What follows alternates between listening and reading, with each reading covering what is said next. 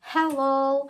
So, ang tanong naman nila is, paano naman, ba't kumunta? Ba't kumunta? Ano-ano ang mga benefits na makukuha ng mga Pilipino na pupunta dito sa Espanya? First of all po, ang Spain po ang pinakamabilis mag-process ng residency para sa mga Pilipino. 2 taon, pwede ka na mag-process ng temporary residency, pwede kang magkaroon ng permanent residency, at pwede kang maging citizenship. So, ang mga Pilipino ay pwede maging citizen dito at dual citizenship. So, ang dual citizenship, hindi lahat ng European countries is tumatanggap ng dual citizenship. Pareho ng, basta sasabihin na natin may ibang bansa, may ibang parte ng Europe na pwede kang maging citizen, pero kailangan mong bitawan ng Pilipinas. Dito ka lang pwedeng maging citizen. Hindi ka na pwede sa Pilipinas. Yung Spain, pwede kang maging citizen sa Spain, and pwede kang maging citizen sa Pilipinas. Oh, di ba? Dalawa yung citizenship mo. So, pwede kang pabalik-balik, hindi ka maano. Ano ba yung mga difference kapag ganun yung pagiging dual citizenship mo dito sa Spain? So, wala kang po problemahin kung magstay ka dyan ng pangmatagalan, magstay ka ng diba? Bongga. So, hanggang dun lang muna tayo. Huwag na natin muna pag-usapan. Yung mga benefits muna tayo, okay? And then, yung tax mo, yung tax mong yun, yung boss mo yung nagbabayad nun. And then, yung tax na yun, kasama na dun lahat. Pension, healthcare, sa healthcare mo. Dito guys, mga public hospitals, walang bayad dito. Ang sabi, ito lang ay sabi, pero I think talaga, yes, totoo, walang bayad dito kung magkaroon ka man ng sakit. Pero, wag naman, oy.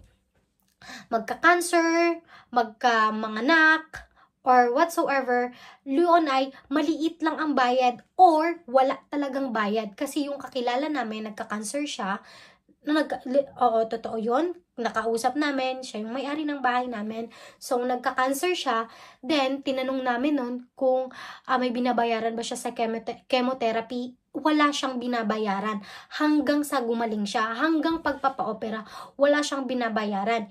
Instead, yung government, kailangan tumigil ka sa pagtatrabaho kasi you need to take care of yourself. You need to stop working. So, binibigyan siya ng monthly allowance ng government. And except doon, yung mga gamot nila is mas mura kasi may discounted sila. Tas bibigyan din sila for the groceries yata, discounted yata. So madami talaga yung na-provide dito ng government. Even though malaki yung tax, sabihin na nating malaki, may napupuntahan. Yan yung lagi nyong iisipin, okay? Ang laki naman ng tax dyan. Bakit sa atin? Malaki din naman ang tax na ay, ba't nag-ano? Huwag na natin pag-usapan yun. So, yun na yun. Masakit yung pakiramdam ko, guys. Na ako. Hindi, okay lang ba? So, yun yung mga benefits na mga makukuha nyo pag dito na kayo sa Spain. Then, for example, ayoko na dito sa Spain. Gusto ko nang umuwi ng Pilipinas. I love my country. Kapag gusto mo nang umuwi ng Pilipinas, pensionada ka na. Permanent residency ka at hindi ka citizen. Hindi ka citizen, permanent residency ka lang, okay lang yun. Pwede kang umuwi ng Pilipinas to stay there kasi senior ka na. Then, yung pension mo, pwede dun ipadala. Yes, may pension ka. So, magkano nga ba yung mga pension dito ng matatanda? Yung kausap din naming matanda, ang sabi namin is noon pa yun ilang taon na din yung nakaraan. 800 to 1,000 euro sa mga kasambahay kasi siya. What more pa kaya kung nag-restaurant ka or naging cook ka sa restaurant. So, mas malaki. At lalo na kung empresa ka. Yung tinatawag na empresa, parang parang company. So, mas malaki talaga yung sahod doon. Pumapatak siya ng 800, 1,000 or more. So, magkano yun in peso? Imumultiply mo yun in peso. So, pumapatak siya ng 70,000 yung pension mo every month. Tapos, ilalagay mo pa yun sa Pilipinas. O, diba, paldo? O, ganun yung kagandahan dito. And, Yung school naman nila dito is libre naman. Libre naman yung mga school nila dito. Unless na lang kung gusto mong ano sila sa private, syempre, medyo may kamahalan, mag-additional ka rin nun. Pero since tayo ay ano lang, baka hindi naman tayo doktora. Sa syempre, isipin natin sa public lang, 'di ba? May mga public naman dito. Yung kailangan nyo lang talagang paghandaan is for college para sa mga anak nyo.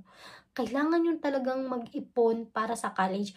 Kasi kung sakaling hindi sila makapasa sa mga public school for entrance exam para sa mga colleges, kasi 'di ba diyan sa atin may entrance exam din para sa mga college student. So ganun din dito. May free din sila pero kailangan mong ipasa. So pag hindi mo maipasa 'yon, saan mo pag-aaralin yung anak mo?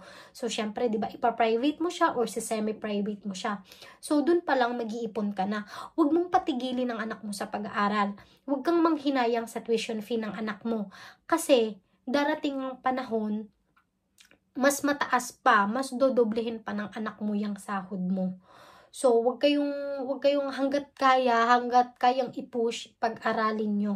Kasi Spain na to, nandito na sa Spain, mas malaki yung opportunity na magkaroon ng magandang trabaho ang anak mo. So, yun lang ang naalala ko at wala nang iba. Ano pa ba? Ayun nga, yun lang naman. Okay, bye!